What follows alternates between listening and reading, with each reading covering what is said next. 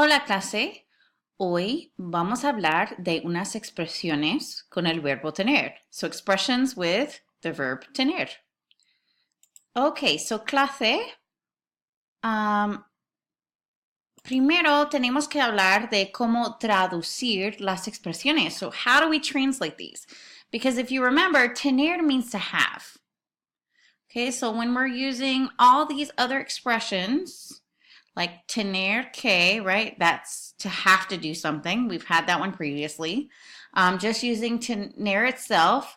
Tengo una hermana, right? I have a sister, something like that. All of these translate as to have. But with these expressions, we actually sort of translate these as to be. But it's only in this situation that we will think of it as to be in English, okay? So only in these expressions. So let's take a look at these. First of all, what we want to do is conjugate our verb tener. And they've put to be over here, but remember, like I said, this is only in the context of these expressions. So tenemos las conjugaciones.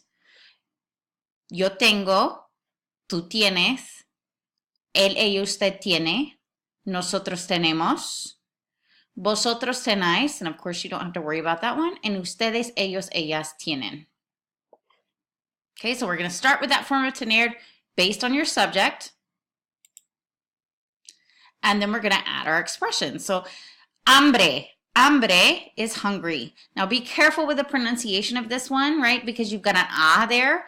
That's just a slight difference from the word hombre, which means man. So hambre versus hombre, right?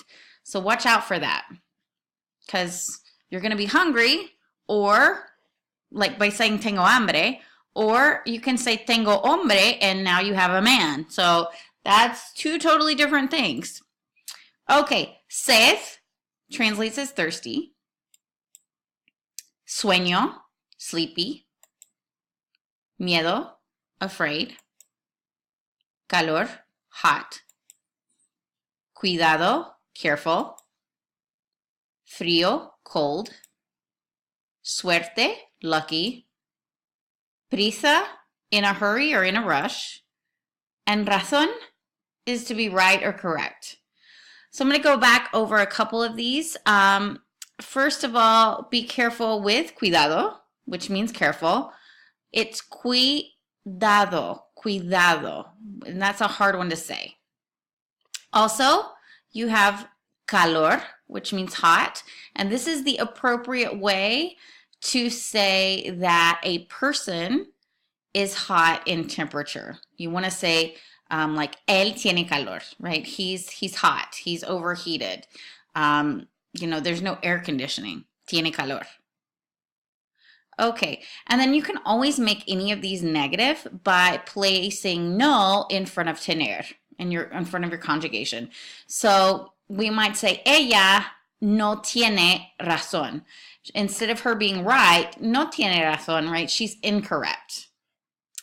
Now for all of these words are invariable, right? And all that invariable means is these do not change based on the subject of the sentence. So in the past, you've had things that end in O, right? And you've changed them because they were adjectives. So if you had these adjectives and you were talking about a female, you might have switched the O to an A, right? And if it was plural, if you're talking about more than one person, you would make things plural. Well, in this case, you don't do that. They're invariable. So if you're a guy, and you want to say, I'm in a hurry, you're still going to say tengo prisa. If you're a female and you want to say, I'm sleepy, right? Tengo sueño. It stays the same. If you're talking about a group of people, tienen frío, right? They're cold. These do not change. So no matter how many people or what their gender is or anything like that, that is not important. It does not matter. These will stay the same. Okay, now another thing that you might want to include is mucho or mucha.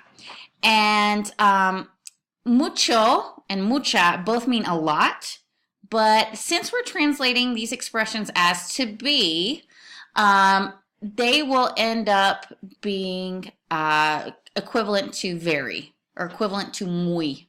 But we have to use mucho or mucha. We can't use muy.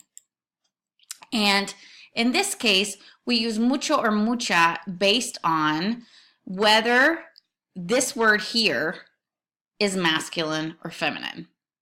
So calor is masculine. Tengo mucho calor. Cuidado es masculine.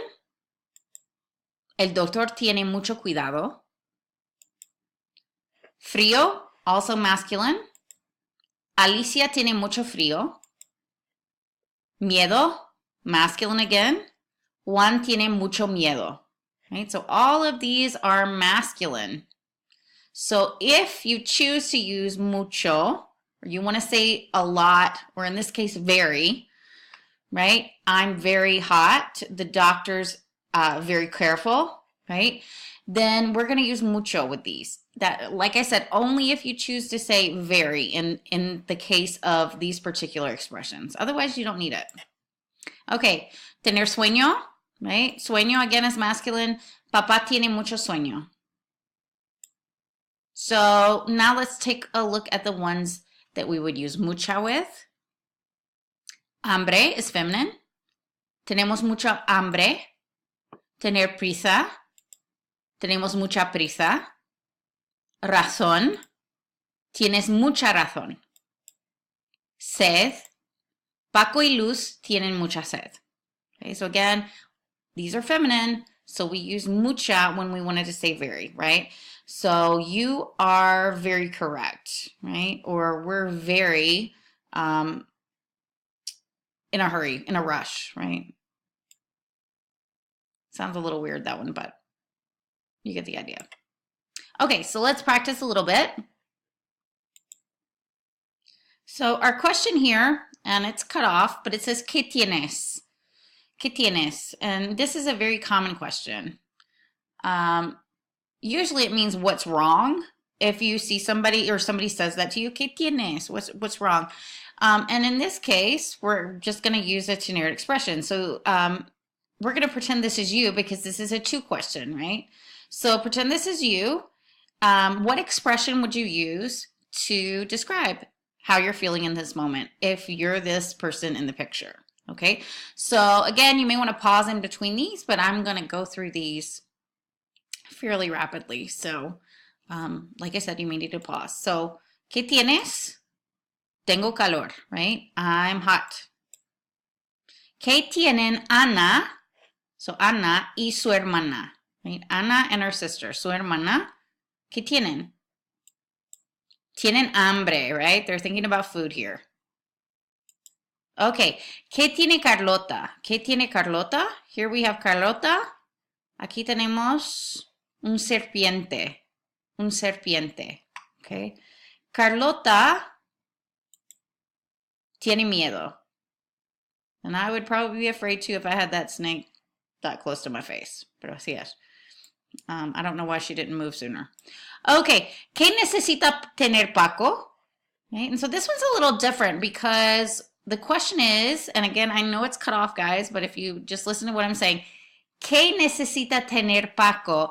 There's a verb here in front of the tener, right? So what does Paco need to have is basically what's being asked. ¿Qué necesita tener Paco? So you're going to end up answering using necesitar as well as tener expressions.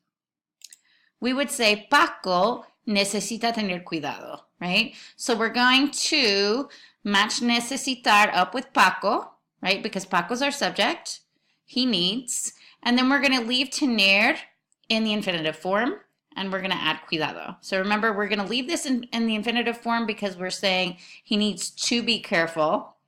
But also, if you'll remember, if we conjugate the first verb, the second verb is left in the infinitive form.